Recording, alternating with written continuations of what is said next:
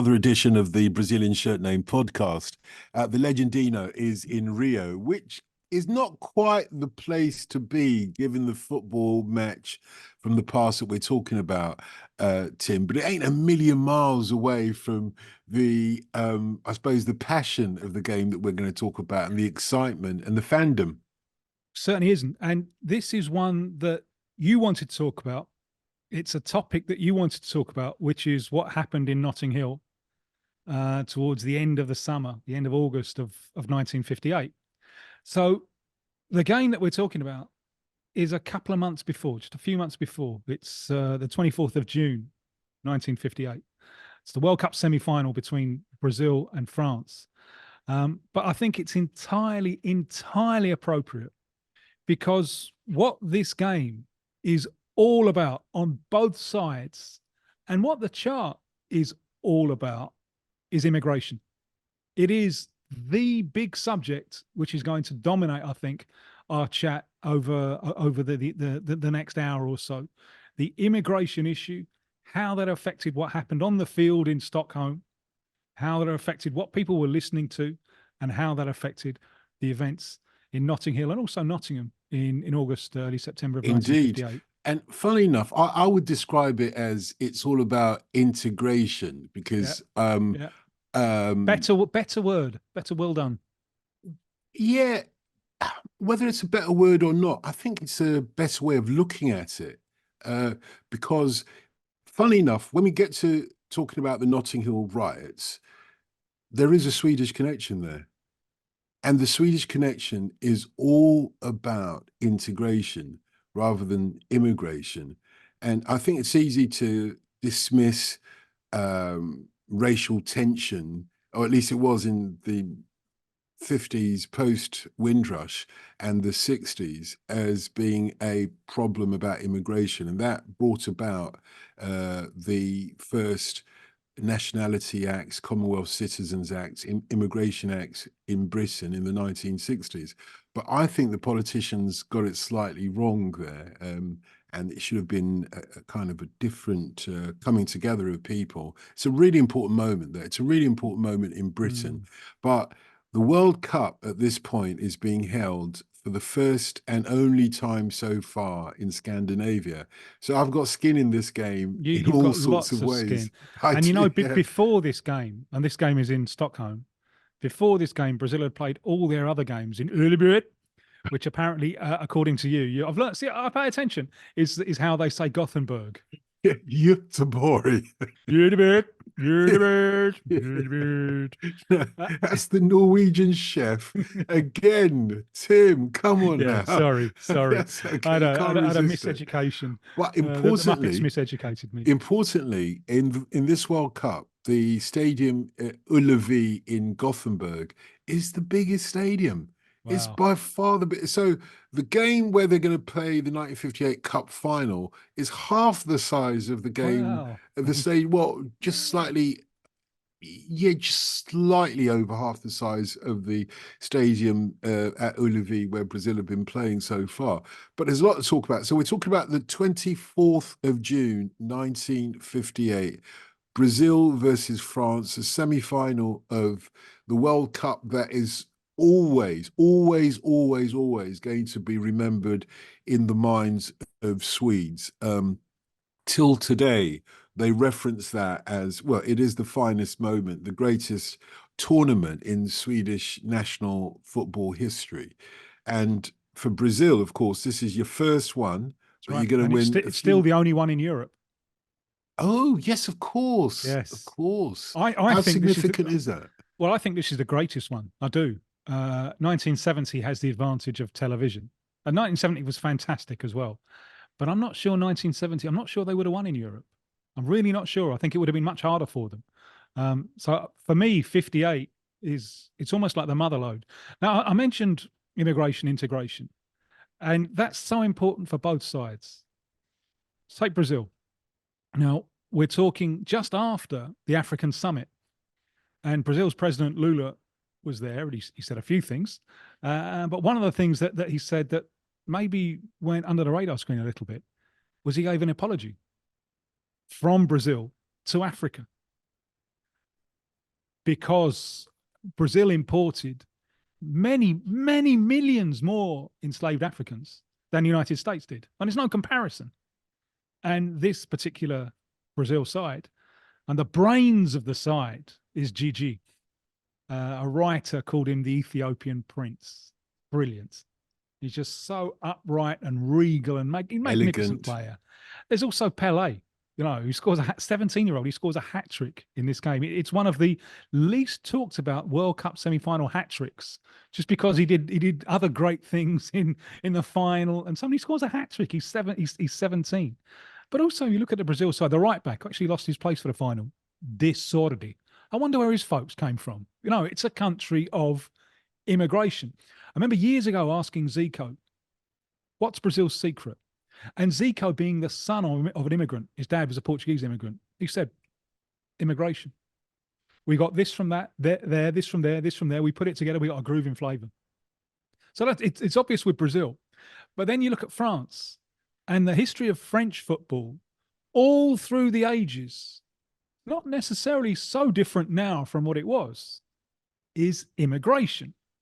The star turn of this player, of this team, and the man who still holds the record for number of goals in the World Cup, Just Fontain, was born in Morocco. Now, he's not actually of Arab stock.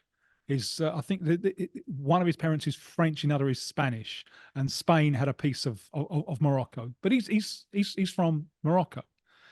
Poles, loads of Poles, and the best player really, who played for Real Madrid afterwards, Kopa.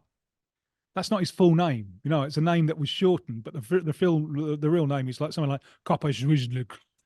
Unpronounceable. There's one of the other strikers, Wisniewski. The fellow who Fontaine scores one for France in this game. The other one is Piantoni, which is a kind of Platini. There's clear. It's so, and this line of immigration has always been fundamental to French football. This has grabbed people because of the skin color issue in the last 25 years or so. But that immigration has always been there. And so this really is a matchup between two teams that are walking billboards for immigration and integration. Having said that, it is noticeable that there isn't a single black player in the French side, given that the French were the second biggest colonialist after England. And also remember, crucially, as far as France was concerned, those colonies were part of France. Yeah. It wasn't a question of, colonies in some dark corner of the world, which will forever be England. No, they were part of France. And arguably, and football had already, by 1958, had already gone like wildfire right across Africa, not least West Africa, where a lot of the French colonies would have been. I'm actually gobsmacked. And the first thing I thought of, and it's worth Googling this match on YouTube, or searching for it on YouTube, because the first thing I notice as the players are coming out of the tunnel onto the field is just how much healthier and athletic the Brazilian players look to the French. I remember one time, when the BBC was still in West London, at the old TV centre, next to TV centre was a building that we call White City. It's changed now. Everything, the landscape's changed up there since the BBC left.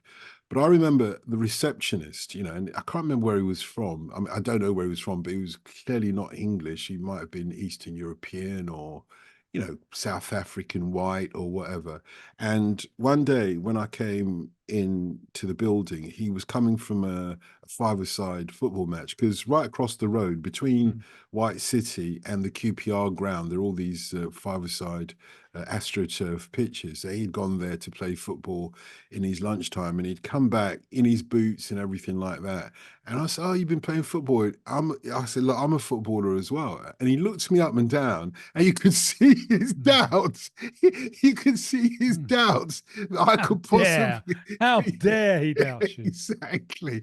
And that's what I felt like when the French players come out. It's not that they're not athletic. Yeah, they're much more athletic than I am, but they weren't as athletic as the Brazilians. The Brazilians have got proper footballing thighs, and you can almost see the way that this game is going to end from the get-go. And then the camera pans across into the crowd, particularly when Brazil have scored. And you've got a flipping samba going Yeah. on in Stockholm, of all Yeah. places, in 1958. That's what I was thinking. How did they get there? Yeah, well, this is what I was thinking as I well. wonder some of them are sailors or something and have got there that way. Because I But don't you think look there at was the yeah, I've seen it. It's you really striking. you look at the faces of the Swedish football spectators. They know that this is a very different experience from anything that they've ever. And the Brazilian team, and especially its Afro descendants, were very, very successful with the blonde Swedish girls. There was some Mate, why'd you have to bring relationships that up? struck up there. Yeah. Um, I'm not trying but to be funny, but I'm not trying to be funny, but should we just what, leave that one? what, I'd like to what, say dangling there. Let's just leave that one. Uh, hanging in the air, which yes. is only marginally a Yes. better way of describing it. But honestly, 1958 and Råsunda Stadium, which is where the final is going to be, is just a hop, skip, and a jump away from where I used to live. And it's like on the suburbs of Stockholm. And I could tell you at that time, there weren't any, you wouldn't have bumped into anybody on the street that wasn't blonde haired and blue eyed. No, I actually tell a lie because Walloons from Belgium, I think it was, when they were being persecuted in 18th, possibly century, maybe 19th century. Some of them fled to Sweden. So every dark-haired person you see in Sweden, or you saw in Sweden, even when I lived there in the late 70s, early 80s, they'd say, oh, I'm a Walloon, I'm a descendant of a Walloon. But apart from that, all you're going to see is blonde hairs and blue eyes.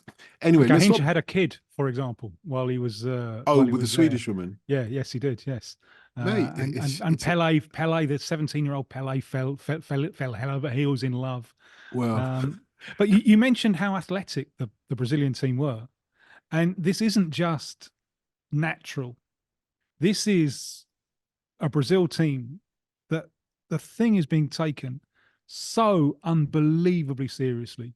It's become an affair of state, and they are so far ahead of the curve in terms of physical preparation. That physical preparation in England is run a couple of times around the pitch and then go off and play golf.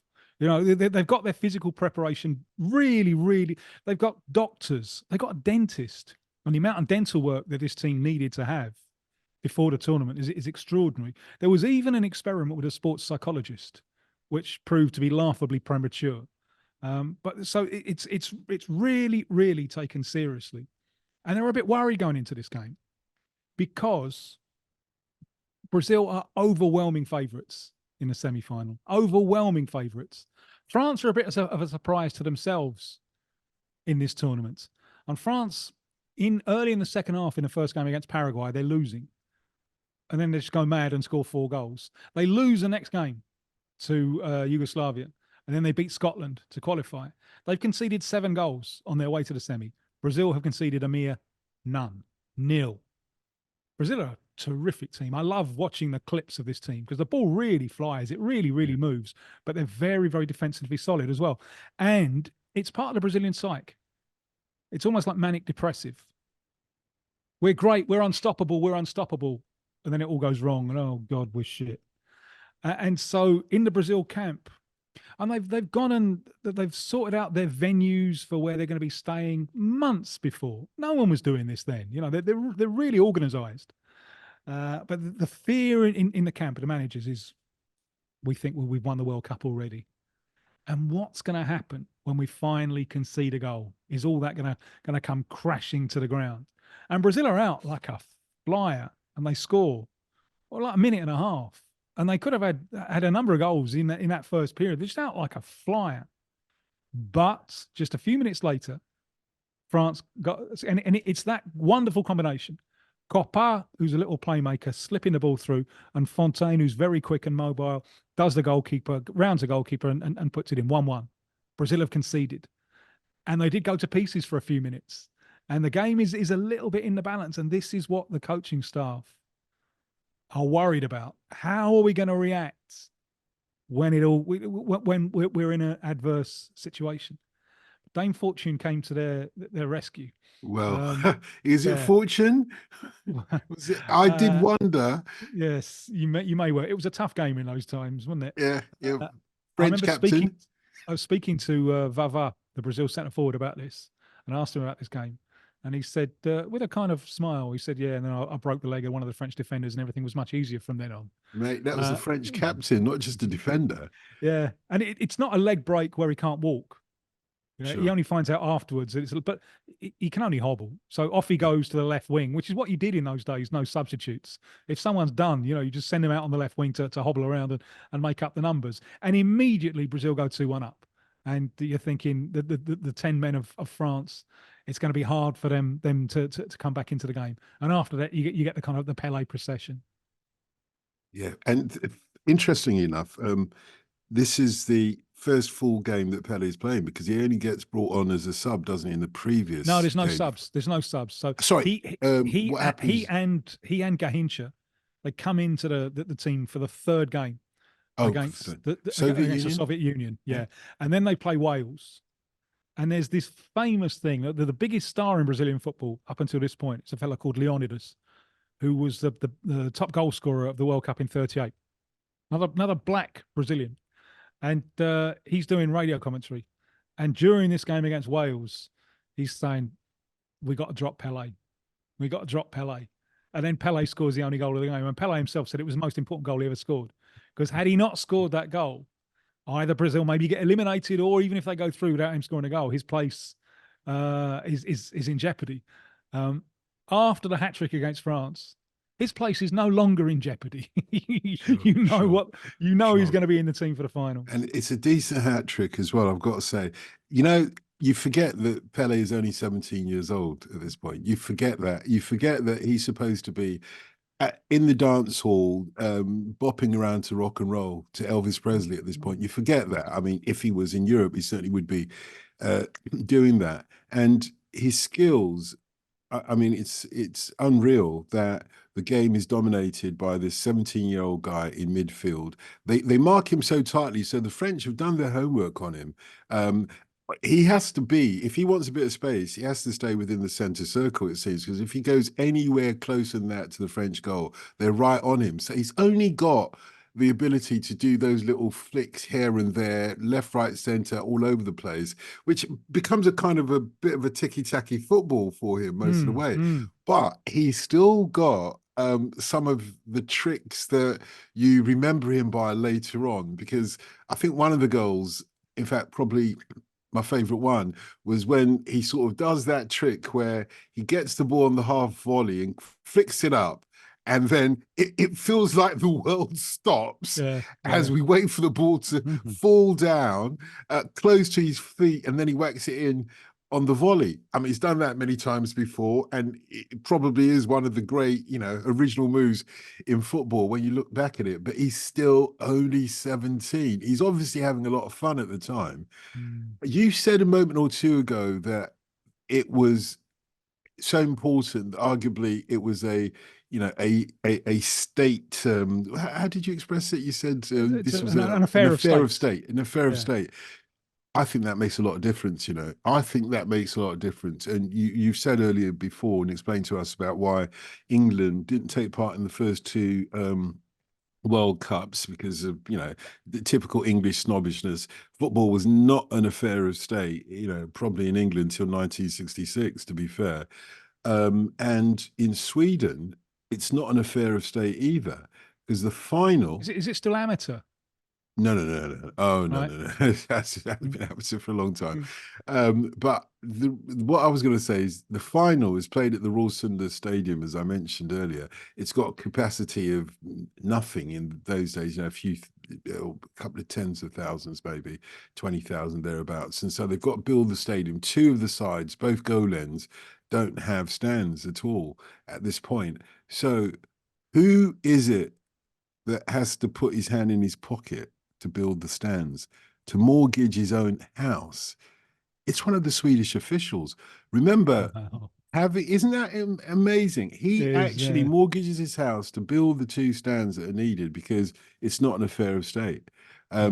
When you read the newspapers of the day, I know we're preempting to the next match. So what we're talking about is a semi-final, which is something of a preamble to the big show, which is Mhm. Brazil against Sweden. Not just because Sweden are the hosts, but they've lobbied to have the World Cup played in Sweden. And you look at the other people, so they lobbied back in 1950. You look at the other nations like Mexico and Chile, I think, are amongst those nations that are lobbying to have the World Cup. Eventually, Sweden get it unopposed, but there aren't any other European No, countries. isn't that really striking? It's I mean, shocking. 54 was in Switzerland, 58 was in Sweden. The next one in Europe is 66. The World Cup isn't played on territory where the Second World War happened until 74 in West Germany. It's extraordinary, isn't it? But it does show you how in 50, when this is sorted out, when it's awarded, it shows you the state that Europe was in then, because it has to go to Switzerland and then Sweden, countries that haven't been affected by the war. So they can rebuild using stadiums, even if the official has to put his hand in his own pocket. Oh, well, this is a really important point about this. And remember, this 58 World Cup tournament, they were considering maybe having a few of the qualifying matches in Copenhagen, which had a couple of stadiums as well. And although they were occupied by the Germans during the Second World War, but they weren't decimated as a result of that occupation in the Second World War. But one thing that's obvious, or has been obvious, if you look at that early trajectory, there is a home team advantage in the World Cup. And these Swedes knew that. These Swedes knew that. Do you know what really touched the Brazilian journos who were there for the final? Because it's raining heavily. And Brazil had a better side. And so the worse the pitch is, the better it is for Swedes.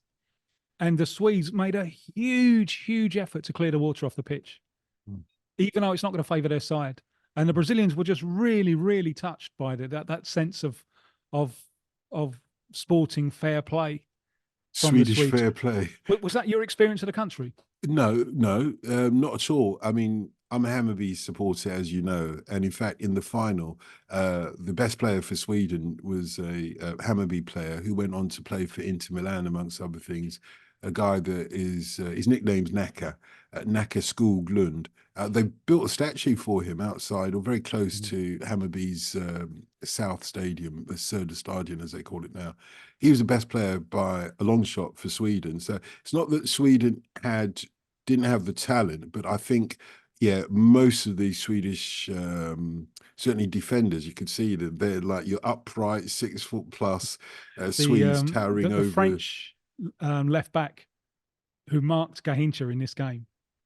What's his name? Lebron, I think. Leron. He said that it took him years and years and years to be able to sit down and watch a tape of it. And he said it was only when I was watching a tape I realized how ridiculous that I looked. In comparison. Trying to mark him. Oh, trying to mark him, yeah. Yeah. It's not an easy thing. And in this match, as much as the French, I mean, it's not anything like the French teams that you would recognize today. It does feel as if they're a French side that's having a sort of like a gamely go at the Brazilians. But yeah, they don't get much of the touch of the ball. I think there are some highlights on YouTube, and it does seem as if Pele's got the ball nearly all the time, and the French are like trying to sort of anticipate him having the ball, but he's dancing his way through the midfield, literally. I think he gets a hat trick and an assist, if I'm not wrong, in this game. And the French players are close, but there is just that fraction of a second difference in elegance, maybe, that manages to get Brazil through this one. How is this game, the semi-final scene in Brazil? Because obviously, the final's the one. I mean, who remembers the semi-final in 1966? Which Englishman remembers the semi-final in 1966? Yeah. All we remember is the final, really. Yeah, so I think it has been overshadowed, and especially a 17-year-old scoring a hat trick in a World Cup semi-final, and Mad. Mad. it's rarely talked about. But one of the things it's remembered for is the shootout between Fontaine and the Brazil strikers, because France possibly offer more of an attacking threat than anyone else that Brazil plays in a tournament. And they're scoring so many goals. They're letting in quite a few as well. But it's 7 against Paraguay, 4 against Northern Ireland in the quarterfinal before. So that was seen as the big test for Brazil's new back four. It's the system that they've pioneered, this new back four. They haven't let a goal in so far in the tournament. How's it going to do against this potent French attack? And well, the fifth goal, the goal right at the end that France scored, their second one, is a mere consolation. It's already 5-1 by that stage. But that is an important moment when France will equalise at 1-1 and Brazil have a wobble. And I would argue that probably helped them in the final. The fact that they've been through that experience helps them when they get into little early difficulties in the final, because they now trust because the test of a team is always when it concedes a goal. And they haven't had that test in the tournament so far, but they have it against France. So I think in that sense, it's an important part of the story. Do Brazilians consider the semi-final to be a tougher match than the final against Sweden? No, finals are finals. Finals, there's a saying in South America: you don't play finals, you win them, and that's what you're going to get remembered for. So no, the final dwarfs everything, and it's the first one. The first one 8 years after the absolute humiliation of losing on home ground against Uruguay, 4 years after they'd gone out in disgrace against Hungary in the Battle of Bern, when they were just frazzled, nationalistically frazzled. They got sent out before that game. All the players in the dressing room had to get together and kiss the flag and go out and avenge the Brazilian deaths in the Second World War. Quite what Hungary had to do with that, no one could really work out. But they just went out in this mad frenzy and kicked the Hungarians all over the place. So they went out in disgrace. So this is the one they are going to get right. Organizationally, preparation, mental preparation. So and as we said, it remains the only time they've ever won it in Europe. And I would think if you're going to make a team, an all-time team, I would think that more from 58 would get in it than 70. So it's a great team, but it doesn't have the advantage of television. Television is the one that takes 70 all around the world. Well, I can tell you, with or without television, so the finals played 5 days after this on the Sunday, 29th of June. And I've been doing my research for this, and I just wanted to share this with you. Even though Sweden lose, I mean, if you compare it to what the front pages in Britain would have, or in England would have been, if England had lost a World Cup final, and it takes up the whole of the front page. So I'm looking at the newspaper Express, and which technically is like a evening paper or an afternoon paper here, a tabloid, and above the masthead, they've got this, and it's a very, it's a very common colloquialism. The way we say, "Oh wow," is by going, "Oi, oi, oi." Oi, oi, oi. So, Yeah. oi, oi, oi. So, oi, oi, oi would be spelled for us, O-Y, O-Y, O-Y. But you've read a book called EFFRIES, so you will know that oi, oi, oi is spelled O-J, O-J, O-J. Just Oi, like oi, oi. yucks, yucks, yucks. Yes. So they're going, oi, oi, oi, Wilken final. And that's, oi, oi, oi. What a cracking final. And Fantastic. the headline, and the headline, even though they've lost, even though they've lost, what is it, 5-2 in the final? Yeah. So Brazil has scored 10 goals between the semi-final and the final. So the headline is, the whole of Brazil is dancing and smiling, which might be something of a stereotype, but it wasn't actually, was it? No. I would argue that the whole of, or I would assume that the whole of Brazil was dancing. You see the street parties going on, just the amount of people out on the streets celebrating. And this comes at a moment when Brazil is on the rise. Anyway, it's boom time in Brazil. There's a book, it's a terrific book looking back at 58, and the title is 1958, the year that should never have ended. Yeah, that you've mentioned that before, but every time I hear that Mm, title, it feels absolutely perfect. I'm gonna mm. I'm gonna do a a twist on that. I'm sure one of these days with regards to the UK. Velsmästarna lockar. I'm World trying to. champions. Yes, exactly. Velsmästare. Well done. Your Swedish is getting better, mate. You Yes. should hang around with me a lot more. And honestly, it's an amazing. And the photograph is of a street scene in, I'm presuming, Rio, Still the where, capital then, so I'd imagine so. yeah, where everybody's just going absolutely bananas there.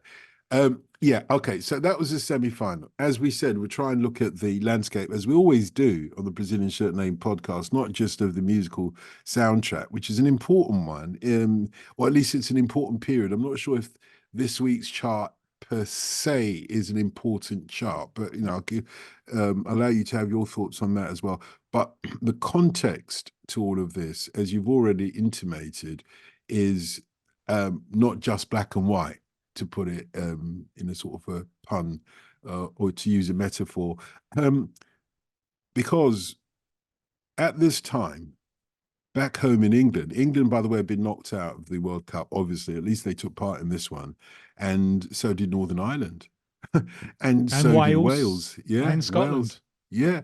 So we're all there. We're Yeah. all there. Shockingly, when you look at the number of, because the 16 team tournament we're talking about, World Cup's a 16 team tournament at this point. Europe have 9 places guaranteed. South America have got 3 places guaranteed. Asia stroke Africa. Yeah, we've got to share, the two Mhm. largest continents have got to share one place. Shocking. It is actually Yeah. shocking when you consider that. That's another story, though. But this World Cup, I would say, is the backdrop to not what happens uh, 2 months down the road at the end of August, in, as you quite correctly mentioned, it starts off in Nottingham, actually, a few days before it kicks off, or maybe a couple of weeks before it kicks off in Notting Hill. But it is the backdrop to a new world. I think Mm, this World Cup heralds mm. a new Europe, a new Americas, a not quite a new Africa, but you can see the world changing now from being when you look at, Wind of as we've change, said, mate. Wind of yeah, change. Harold Macmillan got that right. He did actually get He that did. right. He could see the Yeah. winds of changes blowing across Africa and elsewhere. They couldn't see that in Sweden at this point. Remember, Sweden is still very insular as a country. Right. No, they're welcoming of everybody else, but Sure. the landscape, I mean, the government, as I've already said, didn't seize on the opportunity here to say we are a multi-cultural country. It was not multicultural by any stretch Hmm. of the imagination. And sometimes you can't force those things. Those things come after time. You Yeah. mentioned the Brazilians' love affair with blonde-haired Swedish women. Well, how do these changes come about? They come about partly through the evolvement of which is a nice way to say this. It comes about through people meeting across the color bars, Mm. across nations, and being producing a new generation of people who are multiracial, multicultural, multinational, multilingual, and all these sort of things. So it's not quite there with Stockholm or Sweden yet. It's obviously historically more so there with Brazil. And you do see black Brazilians amongst the spectators Yeah. as well. A few, not as many, Yeah. but in England or in Britain, that change started in 1948, but it's not until this moment in 1958 that we really get it and start to think about it. Hmm. And it's been expressed by people who are much better than I am to talk about, primarily Colin McInnes. This is the landscape of Well, absolute. as you know, I mean that Absolute Beginners. It's my favorite book, and I It's read it brilliant. again and yeah. I mean, it one of the things that the character wants to do, the central character who's a late teenager, he wants, because of the race thing, he wants to go to Brazil. He doesn't actually get it. He's not able to do it. But so I kind of feel that I've lived out the dreams of the character. But anyway, what McInnes is doing in the book, it's published in 59, and it's a portrait of a new world in 58, where he's presenting to his readers the world of the teenager. And this is something that fascinates McInnes. And you see, it is the birth of the mod movement. Before it's got a name or anything like that, it's Black American music, jazz, it's Southern European style, English swagger. And McInnes is fascinated by, he calls it the rise of a new classless class, youth. It's the first time they got money. And on the one hand, he really admires this. And on the other, he's worried of the possibilities for degenerating into mindless fascism. He's worried about both things. And the test that so the first half of the book really is him presenting you with this world. He's introducing you to a world. And then the second half of the book, or the last part, is he tests everyone who he's introduced you to. He tests them with the race test. What is your attitude to race?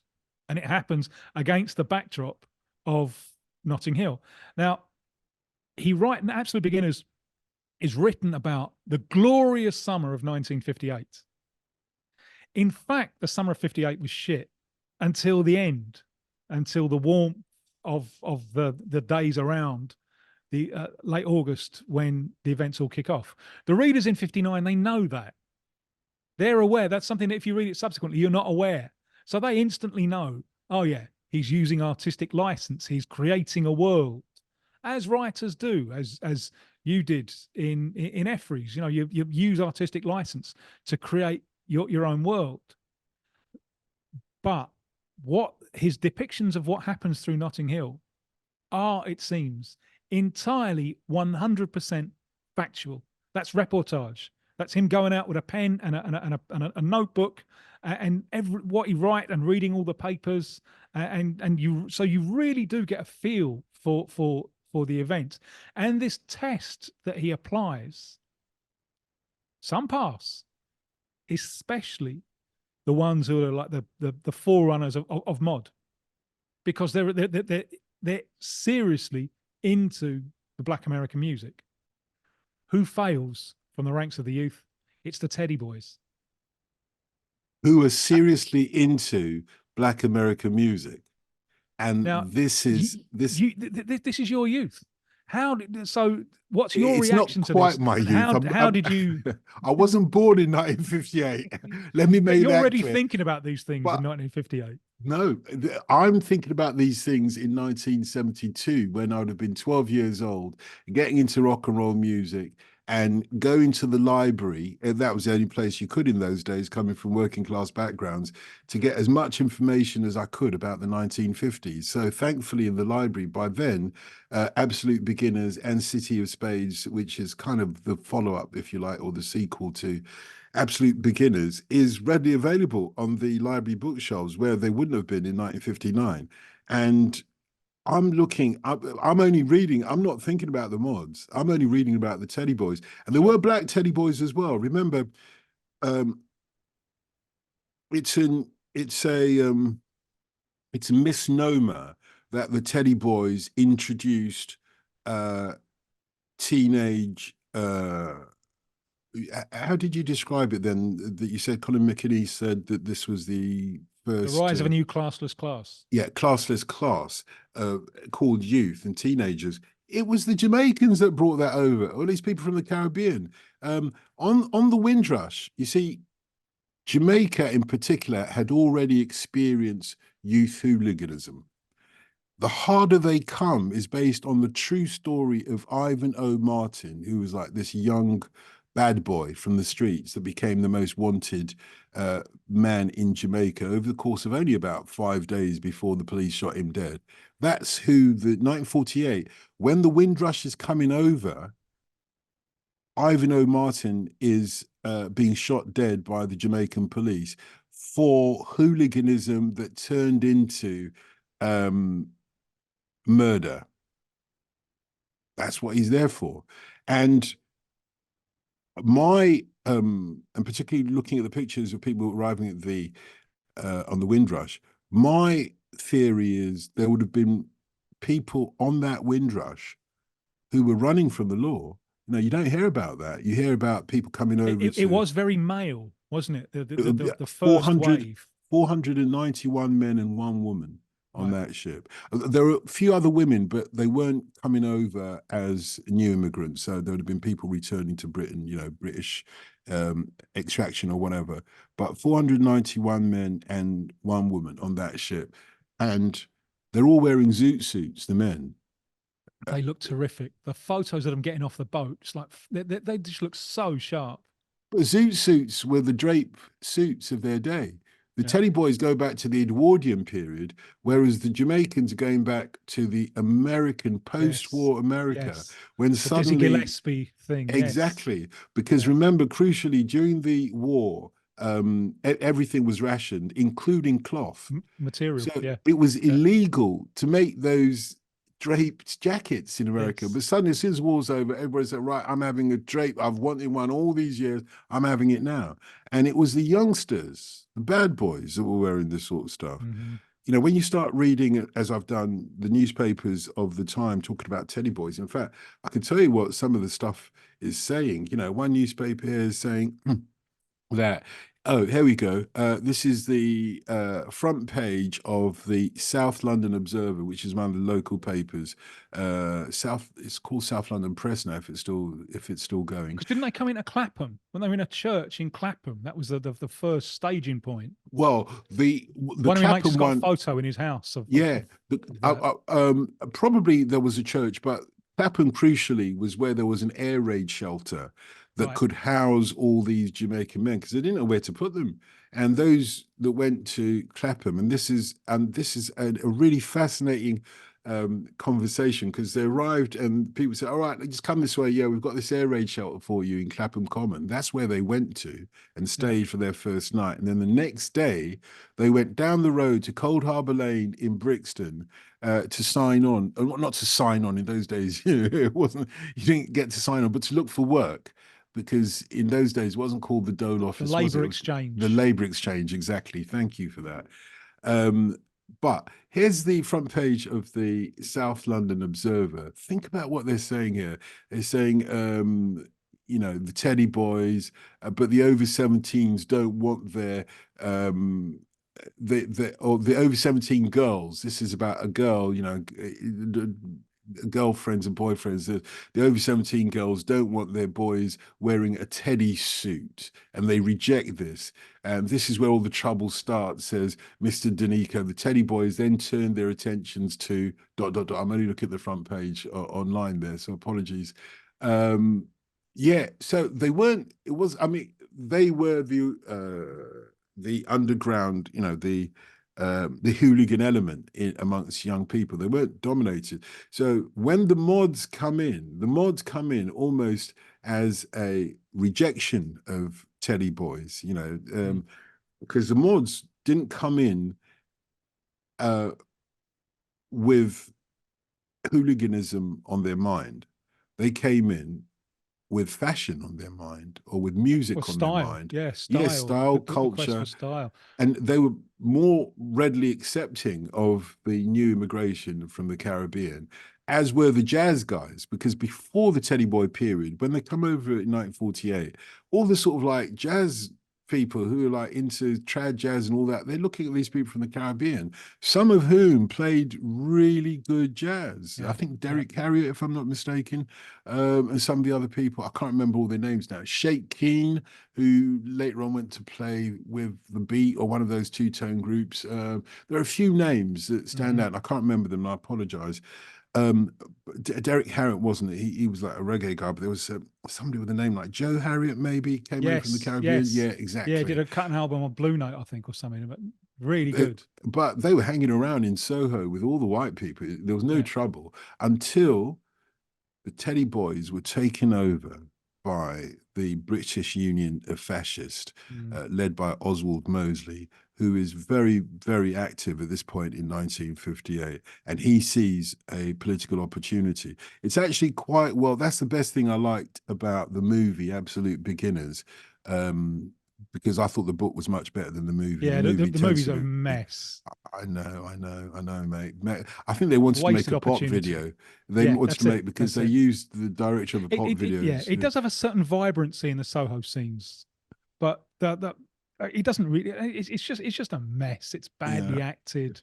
It's a really wasted Well, opportunity. except for the Oswald Mosley character, Yes. who is an Is it old Stephen friend of mine. Burkoff? No, but No. he was regarded as the young Stephen Burkoff. In fact, Right. Stephen Burkoff pushed him as the young Stephen Burkoff. Stephen Burkoff's greatest moments are three plays, one called The Fall of the House of Usher, the other called East, which is an amazing play, mate. East is a proper Shakespearean modern day working class Cockney play. And Stephen Burkoff wrote it and acted in it. I saw Stephen Burkoff because he happened to put it on at the theatre that I worked at, the Regent Theatre in just literally just a few steps away from the BBC's broadcasting house on Upper Regent Street. So I saw Stephen Burkoff perform this play East, which is only like a three-hander or four-hander maybe. I saw him perform it maybe 100 times. So I got to see Stephen Burkoff very close up. Then he wrote a sequel to East called West, and it starred my mate Bruce Payne, who is the guy that you're seeing on Absolute. I Right. Yeah. brought Bruce up. Bruce will tell you. Bruce is, he's been on one of those sort of scary American sort of airplane something or other where this nutter goes crazy on the plane. He is the blonde-haired nutter that goes crazy on the plane, etc. I can't remember, passenger something or other. Bruce Payne was my mate from the National Youth Theatre. You ask Bruce till this day. I'm sure he owes it all to you. He does, and he will admit Yeah, that. He will yes. admit that. But then he got into James Dean like I did and started reading Stanislavski's An Actor Prepares, Hmm. which I didn't read as thoroughly as he did. But he modeled all his acting on this method acting of James Dean. Anyway, he's the best thing in the film, and absolutely, he does a real, Oswald Mm. Mosley, and Yeah. he's not trying to be Oswald Mosley, but he's looking at it from the perspective of somebody who is exploiting the disaffection of working class white people, and he does it so There's a big brilliantly. parallel in our times, isn't there? The 70s with what Mosley was doing with the Teddy Boys was what the National Front were trying to do with football supporters in the 70s. I think even better than that. I'll give you a better comparison because I was on the cusp of the beginning of punk music. We used to go to the 100 Club. I can't remember what nights at the 100 Club. There used to be a punk night at the 100 Club. Was it Thursday night? I've got a feeling it was like a weekday night. But anyway, I can't remember that far back. But one moment it was not a problem going there. Then the next moment, we go to one gig and there are all these people older, given that we're all like 17, 18 years old, all these older people, like 30 years old, who shouldn't have been into punk at all. And I don't think they were, standing at the back going, Going Sieg to Sieg Heil, Heil. Sieg Heil, Yeah. Sieg Yeah. Heil. That And I was was like really big shitting for a while, wasn't myself. it? Late 70s, early 80s. Yeah, It yeah. was huge. They tried to appropriate punk. They eventually got away with it with that. Do you remember there was that Oi movement, which was Yeah. kind of like punk for fascist with groups like Screwdriver, etc. They finally managed to get it. But if it wasn't for this is why I don't criticize him, even though he's just gone a little bit very different from who we thought he was in the punk age. The kind of leader of the punk movement, I would say, was Johnny Rotten, and we followed his every word. And he came out and said, look, just because we might wear swastikas, which is not acceptable, I'm not saying it is, but it doesn't mean that we're fascist. In fact, we're the opposite. Yeah. Well, You know, he came from the Soul Boy thing, didn't he? he So did. I think he Finsbury brought Park, some of that, and Finsbury also Park Soul Boy. I think Joe Strummer was really important. I think so. And as you know, Joe Strummer was a friend of mine. He was important, but I couldn't have thought of him as a leader in the way Johnny Rotten was. I mean, Johnny Rotten was so significant in giving us the style, the Yeah, but I think attitude. the Clash brought reggae into their thing. But that was later. I mean, it was later than on their first album, they brought Police and Thieves in. But I'm saying already the Sex Pistols had carved the landscape for punk with, first of all, Anarchy in the UK. But by the time the Clash are coming out with their first album, it's about the time that the the Sex Pistols were coming out with their second and perhaps most controversial single at that point, God Save the Queen. So we're already into 1977. I think the Clash's album might have come out at the very end of 76. I can't remember the dates exactly. Isn't it amazing, the dynamic of time? Because in the charts on 24th of June, 1958, there is nothing that could vaguely compare with Anarchy in the UK. No. Anarchy in the UK does not appear in the charts of June 1958. You're right. This is a really, I'm conflicted about this chart because 1958 is no, 57 arguably is the year of rock and roll. 1958, Elvis goes into the army. He's in the chart with not his best song by a long shot. But it's still rocking, isn't it? It's kind of been forgotten, this song. Yeah. Wear Your Ring Round My Neck. And maybe it's been forgotten because it forces a dreadful rhyme with by heck, which you never want to listen to. But No. it's rocking. It's got much more of a groove to it than the stuff that he subsequently did. Well, you say that, but his vocal performance, you can see he's done this 1,000 times over. Right, He's sung these stupid flipping love songs, which are banal now, but weren't at the time. Wear My Ring Around Your Neck. It could be I Just Want to Be Your Teddy Bear. He did loads of these kind of tunes that didn't take his career anywhere. And you can hear by now, he's got one foot in the army camp in Germany, and they're still asking him, and he's growing up. You know, you go into the army, it makes a man out of you, and they're still asking him to be like a teenager. Oh, wear my ring around your neck. Donny Osmond would have done better doing that. His heart's not in it. Listen to his vocal performance. Is your heart more into the performance of Cornetta Franconero? Or Cornetta Franconero? Did I miss one there? Yeah, or maybe My heart. Vito? You know who she is? No. Connie Francis. Oh, flipping hell, mate. You are so naughty, Tim. Come on now. How was I to know? I forgot that. You're absolutely right. Or what about number 2? Vito Farinola. Yeah. Vic Damone, mate. Vic Damone. Vic Damone. Call him by his name. Yes. Call him by his flipping name. There's a couple in the charts by a fellow with the first name of Pierino. Look, who's that? Pericomo. Pierino Como. Isn't this integration. Exactly. But more, I'm not sure about integration actually. Oh yeah, they're having to integrate. They're having to, exactly. Yeah. So since Asa Jolson, you know who that is, don't you? Yeah, that's Al Jolson. Yes. Oh, why did you have to know that and all? I thought I'd get you back with that one. But it's good that you bring him up, because the Jewish, especially those poor Jews coming out of Eastern Europe in the fleeing the pogroms, late 19th, early 20th, the mark that they make is unreal. Ladies and gentlemen, can I give him the moonlight and he'll take it. Leave the rest to him. Mr. Frankie Vaughan, who is he's from Liverpool. Yeah. You think, he acted with Marilyn Monroe, for crying out loud. You think he's one of those like Vic Damone, Peric. No, he's from Liverpool, and his real name is Frank Abelson. No, yeah.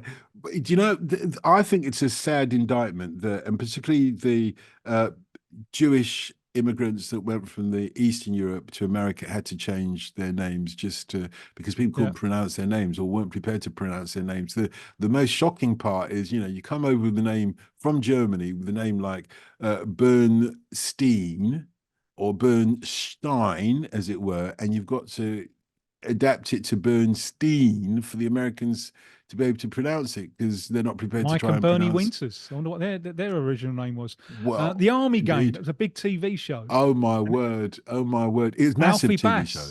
Yeah, massive TV show. Bernard Bresslaw, Jewish. Yeah. Anthony Newley's Jewish. Of course. Do you know? It's not until you go to a synagogue to hear the musical landscape of the Jewish musical or cultural heritage that you realize why so many musicals in Hollywood were written by Jewish composers. because I'm telling you, at synagogue, when they start playing that and, klezmer music, etc., but not so much at synagogues klezmer, but it is actually their form or their interpretation of classical music often enough. Mm-hmm. And Jewish composers would have been very much, ostracized within the classical music framework of as was of old in the 18th century or whatever. Let me just point you out to a few tunes. I mean, I say it's a really Point them. There's a lot to talk about here. Yeah. Let them be So pointed. Who's Sorry Now by Connie Francis is number one. Cornetto Franconero. And it's not a bad track. It's not a bad track. It's something of a ballad, though. So this chart's dominated by ballads. It's also dominated by one or two crooners like Vic Demoni. And Vita Farinola. yeah, he's number two with On the Street Where You Live. The most I love interesting. that song. I love the song. I don't actually like. There's a couple of versions of this in the charts, and I think Mr. Damon, I think it was David Whitfield did it. It's too operatic for me. I Yes. think it's just calm it down a little bit. Sing it straight because it's a fucking But he's a brilliant song. On the crooner, but street he's a where you live. crooner, mate. And crooners do take it. Part of crooning is doing the Full stop three and tenors stare. kind of thing at some They point. don't bother me. Possibly Yeah, the most. it's Frankie Vaughan would have done it better. Mr. Moonlight, give him the moonlight. Leave Yeah. the rest to him. Of course he would. But at number three, there's a really interesting track from a group that I'd never heard of before. Elias South and his Africa. Zigzag Jive Flutes. Tom Hark. Mate, it is a brilliant track. For that to be number three in the British charts, 2 months before the Notting Hill riots, I was like gobsmacked. I mean, there ain't much black artists in these charts. The Platters, thankfully, now that's class, you see. When you get to the Platters at number 12 with Twilight Time, you suddenly realize this is how you do it. That's if you want to croon, this is how you do it. I'm going to go further down. I'm going to come back to Lonnie Donegan at number 14 in just a second. I knew you were. Because I've just discovered something about Lonnie Donegan that was staring me in the face. I didn't really appreciate. But this is why all these conversations, cultural, sporting conversations, bring out some new thinking. And I've had some new thinking about him just in the last... in the last few hours of going through these tracks. But for me, I mean, you talked about which tunes stand out for me. Rave On by Buddy Holly is the one. That was the hiccup of Buddy Holly. And of course, many other people have tried to emulate that. I think the Rolling Stones didn't do they did not fade away. Did not fade away, didn't they? But Rave On, that's the one that we as Teddy Boys in the 70s, I hasten to add, used to go absolutely crazy about, because that's the most rock and roll Buddy Holly gets in terms of energy of rock and roll. Yeah. I still think that would be the Days probably his best rock and roll tune, and True Love Ways is probably his best tune overall. Myself and Julian Lloyd Webber share that. I know, because I've talked to him. I know it seems random, but I had to bring it in. But let's go back for a moment to Lonnie Donegan, who is introduced by, what's his name? He was there all the time. The presenter died in these 90s. So I can't remember his name now. Pete Murray? Square Jaw. Yeah, Pete Murray. Introduced as the king of skiffle when he's going to play this song. I'm a little bit wary of the title. And yeah, me too. Yeah, well, you understood that part well. Yes. Although it's spelt slightly different. The objectionable word or the suspect word is spelt slightly different on other, not in this chart, but when you Google it elsewhere. So I don't know if they've decided to change it subsequently. Removing that, yeah, you quite like the kind of Americana style. Well, this is the thing I was trying to say. Look, mate, do you know what Lonnie Donegan represents as the king of skiffle? He represents an old tradition of taking something from somewhere else and adapting it and making it English or British, whatever you want to call it. Because this is no different from what the Beatles did, or it's not a huge amount of difference from what the Beatles did with Motown music, 4 years hence, or 4 or 5 years hence. They make it British. So he's taken rock and roll, or really the roots of rock and roll, which would be American folk music. So I think they make it more British. And yeah, exactly. He comes across as a kind of pastiche American. Well, he does, because what he does, his way into it is to sort of say, we've got a sense of humor that these Americans haven't. So in one of my favorite tunes of him, I mean, he did My Old Man's a Dustman, and that's Yeah. got nothing to do with America. That's just kind of like idiosyncratic British. But if you do a tune like The Battle of New Orleans, which is a real rocking country tune, he's like, oh, well, this is the Battle of New Orleans where the Yankees, Yeah. they made the British run. He does it kind of like that.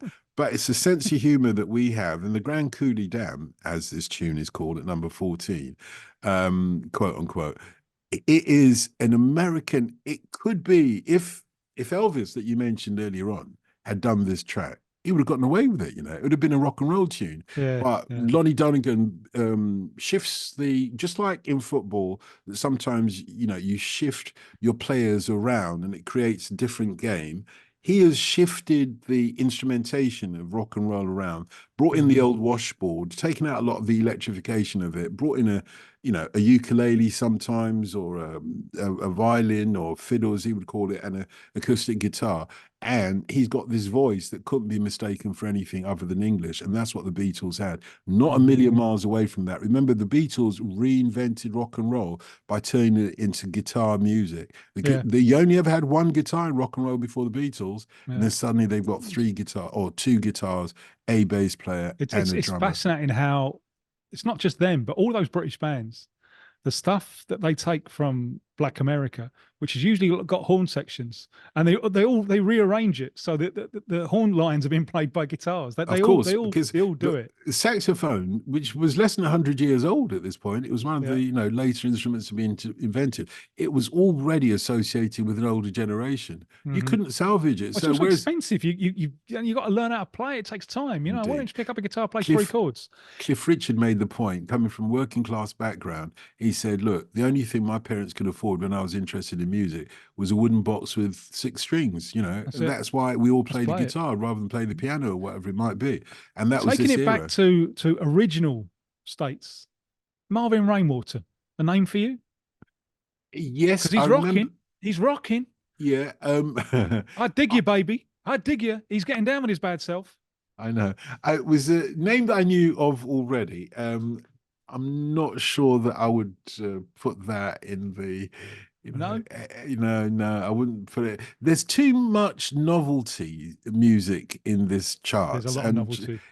Cupid Dog is an example. Perry Como and Frankie Vaughan in the charts. The Purple People Eater. I'm not saying People Eater. Yeah, it's not necessarily a bad tune as such, but you think to yourself, there's a tune about witch doctrine there at number 18 with David Seville, and you're thinking to yourself, how also much Don more... Lang and his Frantic Five, who is really Gordon Longhorn from Halifax. How did you know that? I looked it up. I thought I've got to find out who Don Lang is. There's all of these, like Michael Holiday, who British crooner, who Liverpool, who died soon afterwards. I don't think he could cope with it. His real name is Norman Milne. It's not going to sell as many records, is it? And if nowadays, I think you could get away with it. But nowadays, you get away with it. The Mudlarks from Luton. That's not a bad track. Lollipop. Lollipop. And like all these tracks, it's always a cover, isn't it? And then you think to yourself, no, don't do it, don't do it. Big shout as well. Who wrote The Book of Love? Well, it weren't the Mudlarks, was it? It was another cover record. Yes, The Book of Love initially. Oh, I knew them. I've got the original. You weren't supposed to take that question literally. It was a rhetorical question. Oh, well, in that case, wonder who wrote Book of Love? Tell me, who wrote Book of Love? I've got to know the answer. Was it someone from above? But I wonder who wrote Book of Love? Sounding a little bit like the Coasters, of course, who were the ones that really nailed that one down. At number 4, the Everly Brothers, All I Have to Do Is Dream, double A side with Claudette. I think it's worth nodding your hat to them. They did a decent job there, but you can see where they were great, weren't they? Oh, they were great. I think their roots they started kind punching of in each other in the face. Yeah, yes. Yeah, it's between the brothers. Well, of course, the brothers. But very important point you're making about their roots in country. It's still got a contemporary twist to it. That's exactly what Taylor Swift has done, taking country music and popified it, turned it into pop. And if you listen to the last Brazilian shirt name podcast that we did, I think we break down what pop is in a perfect way. Wow, we could talk all night on this, but sadly, it's that time again, Tim, where I have to say bonjour. Yeah, indeed. À tout And à l'heure. just perhaps the last point is that the events of Notting Hill are the start, aren't they? Because it's a reaction. We're here. Oh, and I forgot to mention the Swedish twist to it. Do you know how the Notting Hill riots are believed to have been started? Go on. Do you remember you mentioned integration or immigration? Well, they were supposed to have started by a Swedish woman arguing with her, in those days, they described it as West Indian boyfriend outside Latimer Road Station in the day before the riot started. I think the riot started 29th of August 1958, so it would have been 28th of August 1958. She was arguing with her boyfriend, which is not illegal, and all these white guys started assembling, seeing what was going on, and then the next day they saw her on the streets and they started hurling abuse at her. But essentially, and I apologize for my language, but you know what's coming. Yeah. The N-word lover. That's what she's Yeah, going to be. exactly. Yeah. You know, that's happened to me, mate. That's happened to me once. My first job, I had it was in a shop. I had an area manager who was just obsessed with black men with white women. And I said, well, he's not going to do it with you. What's he got to do with you? But for some reason, this subject really, really winds people up. You know, I thought it was all over in the 50s, and I can tell you in the mid 80s when I had a girlfriend who happened to be white. And, you know, as you can imagine, I'm an equal opportunities dater. I always have been. But at that point, I thought, I'm not having this anymore. I couldn't Right. deal with it because we were walking in Kennington and we were about to cross the road and this car comes screaming right around the corner, and this bunch of white guys, hooligans, they were very clever, Tim. If they had just called me the N-word, I'd have gone about my business. But they pointed their vitriol at my girl and called her the N-word lover. And I couldn't deal with it anymore because you know, we come from the generation where a man's a man and has to protect his woman, and I couldn't do it because they were halfway up the road by the time, you know, we realized what was going on, and I couldn't deal with it. I could not deal with that anymore. For your daughter's generation, has that gone now, or is it still there? I think I'm reluctant to say it's gone, but I don't see evidence of that. But like you say, some people get obsessed with things that have got nothing to do with them. And I think the obsession, I can only say I think because I don't know for sure, but it goes hand in hand with your own dissatisfaction of your circumstances. So you were more likely to hear that epithet coming from working class people or poorer people. It's not about the class. I think it's more about the poverty, although the class does dominate your culture. You're more likely to hear that from people in more economically challenged circumstances. The more insecure you are economically or maybe emotionally, the more you fear the outsider. I think the more you fear the new. Or the more you fear the outsider having it off of your daughter. That's the Brazilian shirt name podcast. It's been a cracking conversation today, Tim. We've done what we say we are going to do on the tin, which is look at an iconic game of football from some time in the football firmament. We've looked at the cultural landscape at the time, which clearly not directly maybe, but certainly has a bearing on the semi-final that we've been talking about. Brazil versus France semi-final in the 1958 World Cup. And we've looked at the musical landscape as well. I think we've done I mean, pat yourself on the back if you want, but I can't do it. I've tried for years to pat myself on the back. My arms just won't reach that far back because I think we've done, a decent job this time Yeah. around. Not that we don't always. It's one of the dilemmas of life, isn't it? If there's no one else around, how do you put suntan oil on your back? How do you put it on your back? Mate. Someone who invents a solution to this is going to be very, very rich indeed. And when they do it, you can come and sponsor the Brazilian Shirt Name podcast. And mate, yeah, please do, because I've fallen off my motorcycle and broken my arm, and then going to the bathroom. Yeah. I remember a mate did this. And he put out both of his hands, both of his arms, and I remember it was the consequences of this were being explained, and someone said, "Oh, that must be terrible. He can't write. How'd you wipe your He ass? can't write." And then said, "No, it's a bit, it's a bit more fundamental than that, I feel."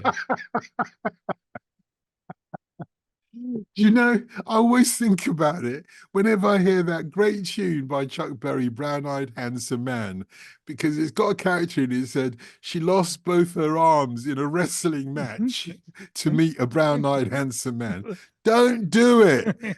Brown eyed handsome men ain't worth it.